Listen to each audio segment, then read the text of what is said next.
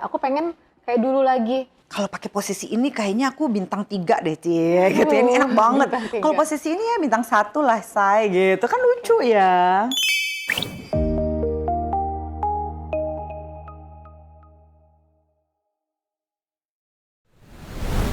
Vina, kenapa? Hai, Mbak. Aduh, sorry ya. Aku tuh habis press conference, nggak bisa jawab telepon. Iya nih, dia tadi Begitu teleponin. selesai gue lihat, ya ampun, banyak banget teleponnya, miss call-nya. Sini. Kenapa?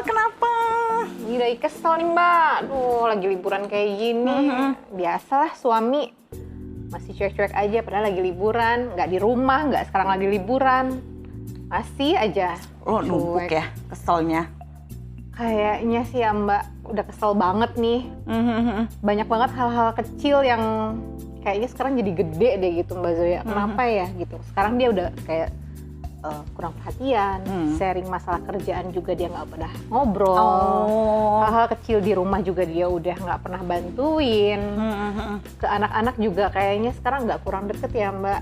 Kayak nggak pernah ikut ngejagain, nggak tahu ada masalah apa di kantor atau apa, tapi ya sampai sekarang liburan pun masih asik aja sendiri gitu. Kayaknya sih gini ya, ya apa namanya, gue bukannya mau membenarkan salah satu pihak, tapi biasanya ini terjadi karena penumpukan, ya dong, ya kan. Maksudnya nggak mungkin kan kamu tiba-tiba kayak ngambek nggak ada angin nggak ada hujan kan, nggak mungkin gitu. Iya.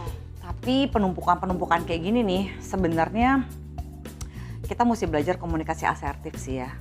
Jadi komunikasi asertif itu adalah berkomunikasi yang stand for your right without hurting others. Bagaimana kita berkomunikasi mengatakan apa yang kita rasakan, bukan apa yang kita pikirkan. Jadi waktu berkomunikasi kita akan mencoba mengatakan apa yang kita mau, bukan apa yang kita nggak mau. Ini contoh aja ya misalnya ya. Karena aku juga masih belajar kok, ya bukan cuma ya semua orang kita masih belajar lah. Kayak misalnya gini, ada orang tuh ya ketika berkomunikasi dia ngomong gini, kamu tuh gak pernah perhatiin aku. Sama kalau yang asertif, dia akan bilang gini, yang aku butuh dari perhatian sama kamu. Beda banget kan? Oke, mungkin Yang itu aku kali ya, butuh Mbak, yang aku sayang. nggak bisa sampaikan ke suami gitu ya, Mbak. Masuk akal dong. Suami tuh sekarang tuh kayak yang kurang tertarik gitu. Pengennya tuh aku tuh kayak nggak pernah dimanjain lagi gitu loh sekarang tuh, Mbak Zoya. Aku pengen kayak dulu lagi, manjain lah, perhatian lah gitu.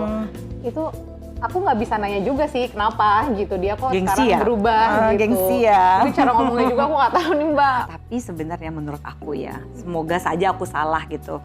Mungkin kamu dan suami itu ngejalaninnya kayak, udahlah kita udah nikah ya, udah kita gini-gini aja. Iya sih, sama ini Mbak, kalau misalkan untuk hubungan suami istri ya, kayaknya sih sekarang agak kurang bergairah gitu ya, kayak itu. dia stamina juga menurun gitu, terus nggak pernah lama juga gitu. Kalau stamina masalahnya banyak faktor ya, Vin. Menurut aku gini ya, satu, kan ada beberapa faktor nih kenapa seorang individu tidak terangsang secara seksual. Faktor stres betul gitu ya, karena itu mempengaruhi hormon kortisol atau hormon stres, itu bisa mempengaruhi hormon-hormon cinta seperti hormon oksitosin, vasopresin, dopamin, serotonin gitu ya. Itu begitu, ini ada 4-5 hormon, itu langsung drop ketika satu hormon kortisol ini atau hormon stres ini naik ya. Tapi ada faktor yang juga kadang-kadang orang males nih periksa, yaitu faktor hormon testosteronnya. Itu hormon pada laki-laki yang bisa menciptakan gairah seksual. Itu harus periksa ke androlog. Apa mungkin ini ya, mungkin bosen ya Mbak Zoya, kita melakukan misalkan hubungan seks dengan gaya yang itu aja, atau mungkin yang ya standar lah gitu, tanpa kita berimajinasi atau bikin gaya-gaya yang lain kayak gitu, mungkin nggak sih Mbak? Gini ya, aku mesti jelasin dulu ya. Gini, ada nggak sih pernikahan yang ada bosennya? Pasti ada lah ya. Iya, pasti ada. Kalau lagi bosen, ya kita bisa break sekali-sekali. Yang penting jaga keseimbangan. Kayak misalnya ada waktu kamu berdua sama suami, ada waktu kamu sama teman-teman kamu, ada waktu kamu sama keluarga kamu. Karena kita tuh sebagai manusia punya banyak peran. Mesti berubah lah gaya hidupnya, gitu ya, posisinya juga mesti kreatif. Nyari 2-3 bulan sekali tuh cari posisi hubungan baru yang kamu bisa gini loh, tau gak? Kalau pakai posisi ini kayaknya aku bintang 3 deh, Cie, gitu ya. Ini enak banget. Kalau posisi ini ya bintang 1 lah, Say, gitu. Kan lucu ya. harus dimulai komunikasi lagi sebetulnya. Komunikasi, terus udah gitu kreatif berdua, ya kan, seru-seruan. Jadi konsultasi ke androlog dulu. Jangan sedih ngomongnya dulu. gitu. Iya, mudah-mudahan mau berubah lagi deh Mbak. Bisa lah, kalau kamunya juga tujuannya adalah mau senang-senang bareng. Iya, kangen banget rasanya kayak gitu lagi, kayak dulu Iya. awal nikah lagi Masih ya Mbak ya. kelepek-kelepek gitu ya. Nah, jadi coba dulu praktekin ya. Jangan patah arang dulu, semangat ya supaya kamu nggak bete lagi ya. Usahakan coba ngomong dulu yang, yuk kita cari jalan keluar sama-sama. Aku sangat-sangat menyarankan pergi ke dokter Seso. Kenapa? Kalau ke androlog yang sama-sama teman aku, nanti aku juga bisa bantu. Gitu, untuk bantu untuk konseling seksologinya. Sama-sama ya. Ini aja saat liburan kayak gini aja mau ngomong, sebenarnya kan liburan gini kan pengen ngajak. Numpuk. Iya, mau ngomong aja kayaknya kok susah banget, makanya kesel ya. Sendiri aja deh Mbak gitu. Semangat, karena kan ini lagi liburan. Semangat, bisa. Honeymoon lagi nih ceritanya, tapi ya itu tadi dianya malah cuek. Mungkin tadi juga penolakan juga mungkin ada, padahal kecewa ya. Ini kan momen ya. Kalau misalnya di rumah oke lah gitu, sibuk dengan anak, aku juga sibuk, suami juga mungkin capek pulang kerja. Tapi kan ini momen lagi liburan gitu. Bisa lah kamu ya. Maksudnya gini kan, selama ini memang udah capek, nggak pernah nyoba. Tapi kan sekarang ada insight baru nih. Ada cara baru.